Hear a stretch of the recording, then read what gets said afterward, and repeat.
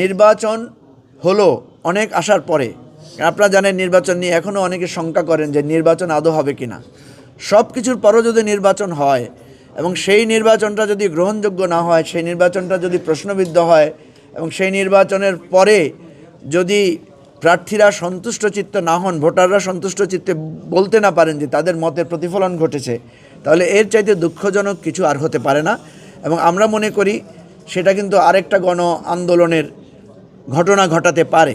নির্বাচনকে যে কেউ যদি ম্যানিপুলেট করার চেষ্টা করে এবং প্রশাসন যদি এখানে দুর্বলতার পরিচয় দেয়, নির্বাচন কমিশন যদি আমাদের অভিযোগ শোনার পরও কোনো ধরনের পদক্ষেপ না নেন, তাহলে কিন্তু নির্বাচনকে কেন্দ্র করে আরেকটি গণ আন্দোলন ঘটতে পারে।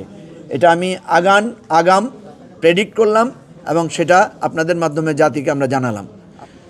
বেসিক্যালি আমরা যেটা দেখছি যে অভিযোগটা বিএনপির বিরুদ্ধে যায়, কারণ এই পর্যন্ত যতগুলো ঘটনা ঘটেছে এবং নিজেদের দলের মধ্যেও যে ঘটনাগুলো ঘটেছে এগুলোর সিংহভাগ দায় বিএনপির মধ্যে যায়। ঠিক আছে, আমরা কিন্তু বিএনপির নেতাদের সাথেও কথা বলে ওনাদেরকে এটা বোঝানোর চেষ্টা করেছি যে বিএনপি এখন একটা পপুলার দল, যেহেতু তারা দীর্ঘ সময়ে একটা কঠিন ত্যাগ এবং নিপীড়নের মধ্যে ছিল। একই সাথে জামাত একটা পপুলার দল, ডিউ টু তারাও একটা লম্বা সময় ধরে রিপ্রেশনের মধ্যে ছিল। সুতরাং এই দুটো দলের মধ্য থেকেই আমরা চাই যে একটা সৌহার্দ্যপূর্ণ অবস্থা বজায় থাকবে। তো সেক্ষেত্রে দুটো জিনিস, একটা হচ্ছে এক দল আরেক দলের বিরুদ্ধে মানে যৌক্তিক কারণ ছাড়া বিরোধে না জড়ানো। আর বিএনপির কাছে আমাদের অনুরোধ থাকবে যে আপনারা চাইলে নির্বাচনটা অর্ধেক সুষ্ঠু করার ব্যাপারে আপনারা নিশ্চয়তা দিতে পারেন। সে ব্যাপারে আমরা বিএনপি চেয়ারম্যানের দৃষ্টি আকর্ষণ করব যে আমরা অনেক সময় দেখি কেন্দ্রীয় নেতাদের নির্দেশনাও মাঠ পর্যায়ে অনেক সময় পালন করা হয় না।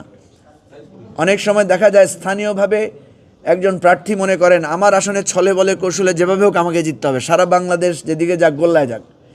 এই ধরনের মনোভাব থেকে কিন্তু প্রত্যেকে যদি নিজের আসনকে জয়ের জন্য যা তা করার চেষ্টা করেন, একই সাথে পুরো দেশটাই কিন্তু একই রকম হয়ে যাবে। তো আমাদের যারা শক্তিশালী দল বা প্রার্থী হিসাবে মনে করেন তাদের মধ্যে এই প্রবণতাটা আছে, সেই জন্য আমরা এই বিষয়টা সতর্কতা আমরা বলছি। আমাদের এটা কোনো বিরোধের জন্য না, এটা সতর্কতার জন্য এবং সকলের ভালোর জন্য। নির্বাচন হওয়ার ব্যাপারে পরিবেশ সম্পূর্ণ আছে, সবাই কাজ করছে, মাঠ পর্যায়ে নির্বাচনের আমেজ তৈরি হয়েছে। কিন্তু যে সংখ্যাটার কথা বললাম এই সংখ্যাটা আছে, এই জায়গাটা যদি প্রশাসন এবং রাজনৈতিক দলগুলো, দায়িত্বশীল রাজনৈতিক দল ভূমিকা রাখে তাহলে নির্বাচনটা সুষ্ঠু হবে। মানে সুষ্ঠু হওয়ার মতো এখনো পরিবেশ তৈরি হয়নি, এখনো ঘাটতি আছে।